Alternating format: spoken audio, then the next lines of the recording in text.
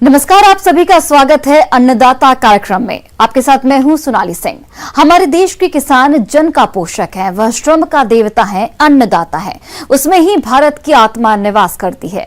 ऐसे ही किसानों की प्रगति के लिए हम खेती बाड़ी से जुड़ी हुई बहुत सी नई लाभकारी जानकारियां हर रोज सुबह लेकर आते हैं। तो चलिए कार्यक्रम शुरू करने से पहले देखते हैं क्या है आज के अन्नदाता में। आधुनिक कृषि यंत्रों से बढ़ेगी फसलों की पैदावार।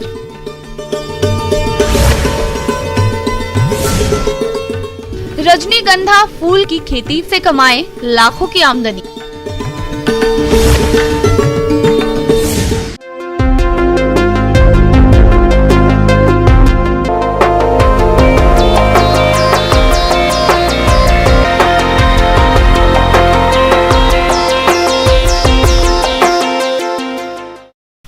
नई और उन्नत तकनीक से किसानों ने फसलों की पैदावार में वृद्धि देखी है। जहां पहले के समय में किसान हल और बैलों से खेती करते थे, वहीं आज के समय में किसान कृषि यंत्रों के इस्तेमाल से अपना समय बचाने के साथ साथ मुनाफा भी कमा रहे हैं। तो चलिए आज हम इन्हीं आधुनिक कृषि यंत्रों के बारे में विस्तार से जानते हैं कृषि विज्ञान केंद्र जिला मुजफ्फरपुर की कृषि इंजीनियर निधि कुमारी से।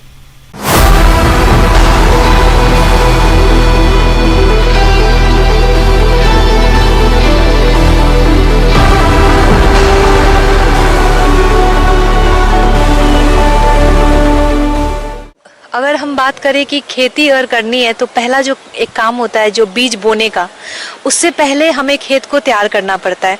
और खेत को तैयार करने के लिए हमारे पास बहुत सारे यंत्र होते हैं, कर्षण यंत्र जिसको बोलते हैं। और खेती में जुताई का महत्व बहुत ज़्यादा होता है, क्योंकि अगर बीज सैया तैयार करना होता है तो हमें खेतों को पल्वराइज करना होता है, उसमें उसको भुरभुरा बनाना होता है। बीज बोएं तो वो अच्छे से जर्मिनेट हो जाए, वो अंकुरित हो जाए। तो इसके लिए हमारे पास दो तरह के इम्प्लीमेंट्स होते हैं, टीलेज इम्प्लीमेंट्स जिसको बोलते हैं। एक तो होता है प्राइमरी जिसको बोलते हैं प्राथमिक कर्षण यंत्र, दूसरा होता है द्वितीय कर्षण यंत्र। तो प्राथमिक कर्षण यंत्र जो होते हैं उसमें जैसे आप मान लीजिए जितने भी प्लाऊ होते हैं, जिसके पीछे नाम प्लाऊ लगा रहता है, उसको हम बोलते हैं प्राथमिक कर्षण यंत्र। तो अगर आप देखिए पहले जमाने में हमारे यहाँ होता था देशी प्लाऊ, जिसको आप बोलते हैं हल अगर देखें तो वो हमारा प्राइमरी टीलेज इम्प्लीमेंट था। तो अभी भी जैसे आप देखेंगे गांव में बहुत ही रेयर हो गया है कि दो उसको बैल लगा के हम उसको प्रयोग में लाते हैं। तो इससे क्या होता है, एक लाइन बस आपका होता है, तो इसकी एफिशिएंसी काफ़ी कम होती है।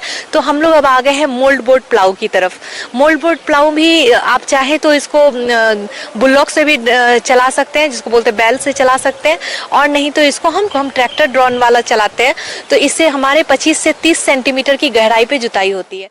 मोल्ड बोर्ड हल ये एक ट्रैक्टर चलित यंत्र है। इसका छर फार यानी बार टाइप प्रकार का होता है तथा यह उच्च कार्बन स्टील या कम मिश्रित स्टील का बना होता है। इसकी जुताई की गहराई का नियंत्रण हाइड्रोलिक लीवर से या ट्रैक्टर की 3 पॉइंट लिंकेज से करते हैं। इस हल से सख्त मिट्टी को भी आसानी से तोड़ा जा सकता है। इसका प्रयोग हरी खादों को मिट्टी में मिलाने के काम में भी होता है, लेकिन ये उसको उतने अच्छे से मिलाता नहीं है, मिक्सिंग नहीं करता है, ये बस कट करता है। तो इसलिए मोल्ड बोर्ड प्लाऊ को हम उतना प्रेफर नहीं करते हैं। लेकिन अगर मिट्टी हल्की है तो आप इसको लेके चला सकते हैं। तो ये होता है एक मोल्ड बोर्ड प्लाऊ। दूसरा एक होता है डिस्क प्लाऊ। डिस्क प्लाऊ में आप देखेंगे कि इसकी जो डायमीटर होती है, व्याज होती है, वो आपकी होती है 60 सेंटीमीटर की। और इसमें आप देखेंगे एक्सल पे आपके बहुत सारे तवे नुमा स्ट्रक्चर, जिसको बोल सकते हैं तवा नुमा स्ट्रक्चर होता है, और ये मिट्टी को स्लाइस की तरह काटता जाता है और आपकी मिट्टी को ये मिलाता जाता है। डिस्क प्लाऊ प्राथमिक भूमि तैयार करने वाला 3 पॉइंट लीकेज इम्प्लीमेंट है। यह मिट्टी खुदाई के लिए प्रयोग किया जाता है।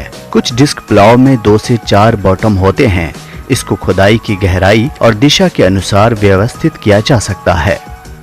तो इसकी जो ब्याज होती है थोड़ी ज़्यादा होती है, 60 सेंटीमीटर। तो इसका जो एफिशिएंसी होता है थोड़ा ज़्यादा होता है डिस्क प्लाऊ का। उसके बाद हमारा होता है का सब सॉइल प्लाऊ। सब सॉइल प्लाऊ होता है क्या, आप देखेंगे लोगों को कि बहुत सारा रोटावेटर चला चला के उन्होंने हार्ड पैन तैयार किया है, क्योंकि हार्ड पैन तैयार होने से हमारे मिट्टी के नीचे पानी का संग्रह नहीं हो पाता है। मतलब पानी जो है वो एक लेयर 40-45 सेंटीमीटर के नीचे वो जाता ही नहीं है, क्योंकि हमारी हार्ड पैन तैयार हो जाती है। तो हम लोगों को बोलते हैं कि सब सॉइल चलाएं। ट्रैक्टर चलित सबसॉइलर हल। इस हल में एक हरीस होता है जो उच्च कार्बन स्टील का बना होता है।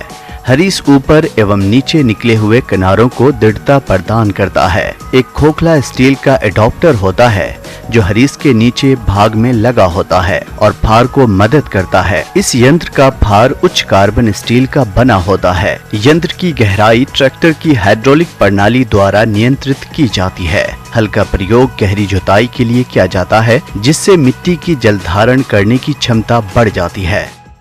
तो ये 60 से 70 सेंटीमीटर के नीचे के हार्ड पैन को तोड़ देता है। इससे पानी का रिसाव खेत में अच्छा होता है, जो हम बोलते हैं कि गर्मियों में भी मिट्टी में नमी संरक्षित रहता है। ये सारे प्लाऊ हमारे प्राइमरी में आते हैं, जिसको बोलते हैं प्राथमिक कर्षण यंत्र।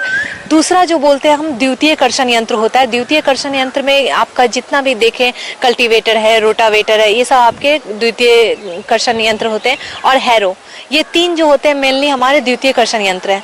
तो कल्टीवेटर में आप क्या करते हैं, कल्टीवेटर आपने देखा होगा कि उसका फ्रेम होता है और उसमें 7 से 13 टाइन्स लगे होते हैं। टाइन्स कहते हो कैसे होते हैं, शॉवेल जैसे होते हैं, और इसमें एडजस्टेबल नट भी होते हैं। मतलब अगर आप चाहें तो उसकी दूरी को घटा या बढ़ा सकते हैं। तो कल्टीवेटर में क्या होता है, ये थोड़ा अच्छा माना जाता है क्योंकि इसमें आप मिट्टी को पलटते भी हैं और मिलाते हैं। आप देखेंगे मिट्टी फार की तरह कटता है और मिलता जाता है। तो इसमें कल्टीवेटर भी बहुत अच्छा काम करता है और काफ़ी प्रचलित है कल्टी के नाम से अपने यहाँ। उसके बाद अगर देखें तो दूसरा होता है हमारे यहाँ हैरो। हैरो में हमारे यहाँ डिस्क हैरो काफ़ी प्रचलित है। जैसे मान लीजिए जहाँ पे खरपतवार की समस्या खेतों में ज़्यादा होती है और मिट्टी भी थोड़ी कठोर होती है, लेकिन पथरीला नहीं होना चाहिए, मिट्टी कठोर अगर है तो आप हैरो चला सकते हैं। हैरो में क्या होता है, 2 एक्सल होते हैं। ये तवानुमा स्ट्रक्चर होता है, जैसे डिस्क प्लाऊ आपने देखा होगा वैसे ही तवानुमा होता है, लेकिन ये 2 ऑफसेट में आते हैं। मतलब 2 एक्सल पे 2 डिस्क लगे रहते हैं, नंबर ऑफ डिस्क लगे रहते हैं। तो इससे क्या होता है, मिट्टी कटती भी है स्लाइस की तरह 40 से 45 सेंटीमीटर गहरी, और उसको मिलाती भी है। और खरपतवार या जो भी स्टबल भी अगर खेत में, जिसको बोलते हैं पुआल अगर रह गया या डंठल छूट गया है, तो वो भी मिक्सिंग करता हुआ वो खेत में जाता है। तो इससे काफ़ी मिट्टी भुरभुरी होती है और इससे आपका खेतों में मल्च भी मतलब मिल जाता है, स्टबल भी मिल जाता है। उसके अलावा बात करें तो रोटावेटर है हमारे पास। रोटावेटर में क्या होता है कि मिट्टी भुरभुरी भी होती है और वो साथ साथ वो प्राइमरी और सेकेंडरी टिलेज दोनों ही साथ में अच्छे से करती है। लेकिन रोटावेटर हम ज़्यादा रिकमेंड नहीं करते क्योंकि हार्ड पैन बहुत जल्दी तैयार होता है रोटावेटर में। इस प्रकार इसके उपयोग से उपज में 30% तक की वृद्धि हो सकती है। मिट्टी में सुधार होता है, मिट्टी की जलधारण क्षमता बढ़ती है, खेत की कठोर परत टूट जाती है। इससे मिट्टी को पौधों की जड़ों के विकास के अनुकूल बनाने में मदद मिलती है। मिट्टी के नीचे छुपे हानिकारक कीट, उनके अंडे, प्यूपा आदि मिट्टी की ऊपरी सतह में आ जाते हैं, जो सूर्य के सीधे संपर्क में आने से नष्ट हो जाते हैं। तो ये भी एक बहुत अच्छी विधि है। लेकिन हमें जो भी अगर टिलेज इम्प्लीमेंट चलाना है तो हमें ये ध्यान रखना होता है कि खेतों में कंकड़ पत्थर, जैसे बड़े बड़े बोल्डर्स हैं, पत्थर है, ये सब नहीं होना चाहिए खेत में। अगर है तो आप इसको परिष्करण कर लें, उसके बाद आप अपने टिलेज इम्प्लीमेंट को चलाएं। दूसरी बात ये होती है कि अगर आप किसी भी प्रकार से कोई भी मशीन अगर प्रयोग में लाते हैं तो उसका रख रखाव बहुत ही ज़रूरी है। आप इसको अगर गीली मिट्टी अगर लगी है तो इसको आप हटाएं, इसको सुखाएं। हटाने के बाद इसको ग्रीसिंग करें, जहाँ जहाँ नट बोल्ट्स हैं वहाँ पे बियरिंग है उसको आप ग्रीसिंग करें। उसके बाद अगर आप बात कर लें कि अगर अनुदान राशि दे है कि नहीं, तो बिहार सरकार ने भी भारत सरकार ने काफ़ी अनुदान राशि की भी बात कही है, जिसमें कि आपको 40 से 70% तक की अनुदान राशि मिलती है। तो आप इसका लाभ उठा सकते हैं और ये काफ़ी बढ़िया है। आप कृषि यांत्रिकरण को अपना सकते हैं। धन्यवाद।